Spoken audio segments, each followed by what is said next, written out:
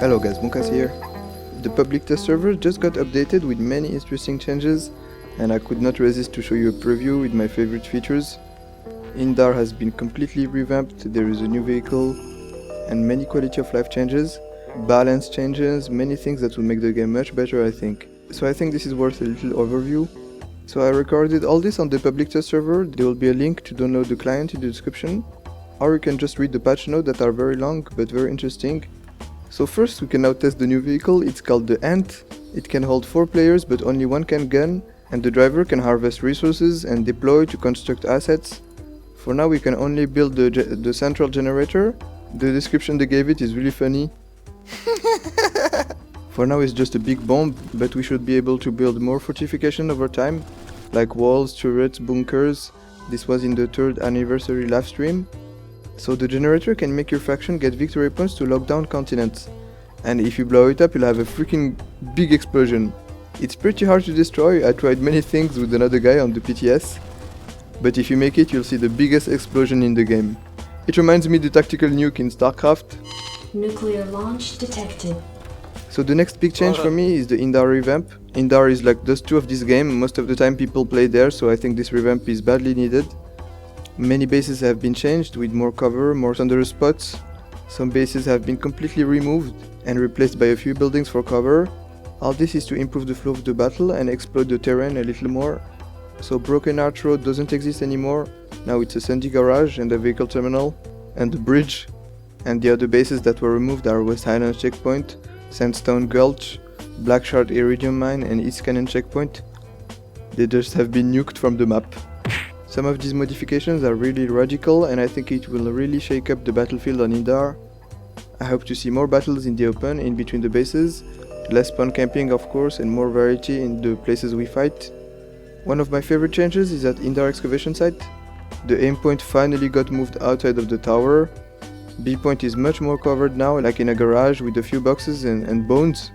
This will make this base much more manageable to attack and hopefully this lane will not be blocked almost forever like it is currently. What I don't like is that the other towers like Regent Rock and Crimson Bluff are still the same. Big choke points with the A point in the tower. Also the Havartic plant area has been changed a lot. The forest is much more open now and the satellite bases have been completely redone. They look awesome, very original compared to the old bases. The new assets from culture are being implemented in the other continents finally, like those new bridges and garage. They look much better and functional, so I cannot wait to fight there. Another change that I love is at Quartz Ridge. This was already one of the best bases before, but now it's really epic. The infiltrators attacking can now access the vehicle terminals to hack them, and there is a new entrance on the east side. A sandy garage with an underground tunnel that gets you right under B point. I'm sure this will make the fights much more interesting because I noticed that they often end up at the choke points north and south and there was no point deploying east because you couldn't bypass the pipelines without a jetpack. Another base that has been changed a lot is Briggs Laboratories. It's now really badass. The spawn is much harder to camp on an elevated position with many buildings around the control point. I also like how these bones are being used more often for soft cover.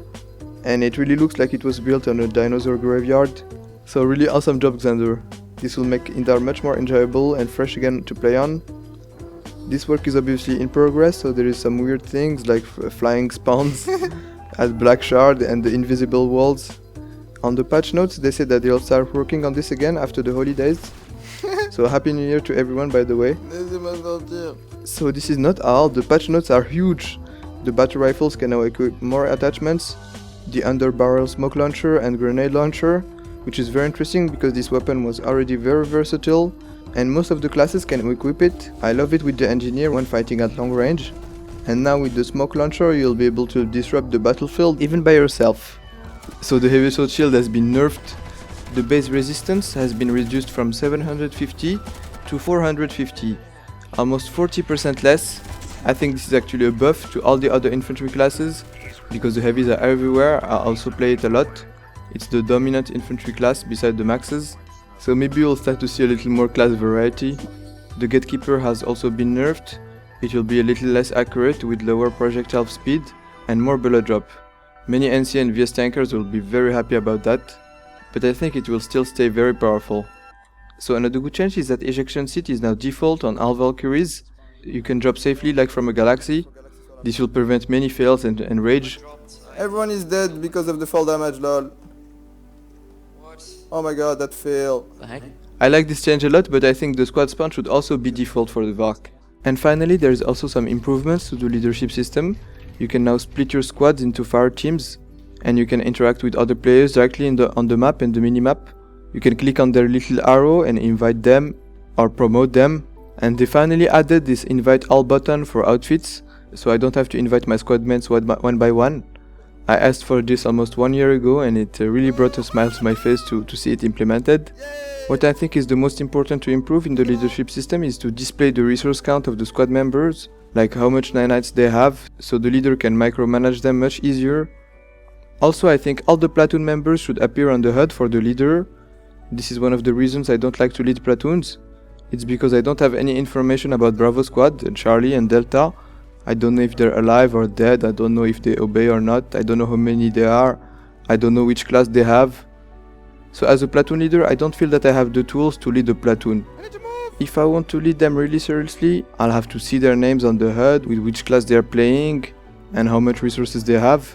This could be just a small bar next to their name, because I just need to know if they can pull vehicles or not. I need to know if they can pull a Max or tank or Sandy. When you lead one squad, it's much simpler to micromanage. Good, let's storm inside, guys. You know who is alive, who is dead, who has the right class or not, so you can see who obeys and who don't, and you can take action. This is not the case with the platoon. So that's it, guys. I hope you enjoyed the update. And of course you can test this all by yourself if you don't know the public test server. The link will be in the description as well as the patch notes. Feel free to leave your feedback below if you have. I would love to know which features you want to see the most, and what you think about the leadership currently and how it could be improved. Support the channel on Patreon to help me post more videos. I'll be very thankful, and you'll help me do my passion, which is creating epic videos for you guys. And that's it. I'm behind you. Ah, they have a Sandy right on A point indeed. Kill it quickly. Have a good day, and I'll see you soon. Bye bye. It's down.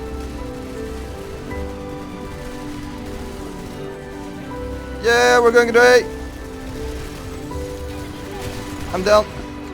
Team killed, of course. Nice. I'm at the end of the bridge. I see the NC pushing. They're at the end of the bridge. So you can keep this entrance, or if you can push out, it would be nice. Push out of the bridge and shoot.